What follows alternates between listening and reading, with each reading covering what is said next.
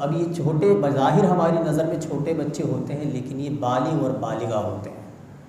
ان پر وہ تمام تر احکامات، کثیر احکامات جو ہمارے لیے ہوتے ہیں بڑوں کے لیے، وہ ان بچوں کے لیے بھی ہوتے ہیں۔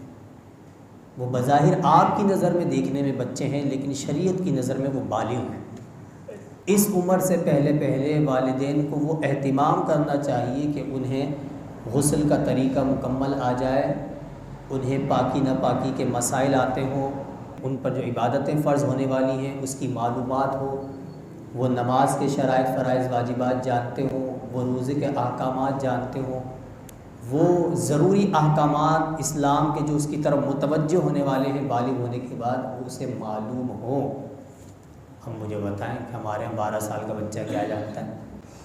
تو اس کا تو ہمیں پتہ ہوتا ہے، شعوری طور پر بعض اوقات احساس ہوتا ہے بھی بڑے ہو گئے ہیں، الگ سے ہو جائیں، لیکن بھائی اس کی تربیت بھی تو ضروری ہے۔ اس طرف ہمیں متوجہ اس لیے تو کیا جا رہا ہے کہ ان کو سکھائے گا کون، ان کو بتائے گا کون؟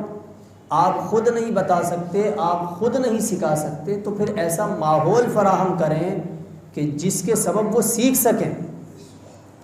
اب نا ہم نے ایسا ماحول فراہم کیا، قرآن اور قاعدہ صاحب پہ پڑھوا کے سمجھتے ہیں کہ ان کو ایسا ماحول مل گیا، قاری صاحب کو گھر میں بلا کر یا مدرسے بھیج کر سمجھتے ہیں کہ اب یہ خود سیکھ جائیں گے۔ ایسا نہیں ہے۔ اگر آپ مدرسے بھیج رہے ہیں یا کسی قاری صاحب کو پڑھانے کے لیے بلا رہے ہیں تو فالو اپ لینا آپ کی ذمہ داری ہے کہ میرا بچہ کہاں تک پہنچا ہے فرض علوم میں۔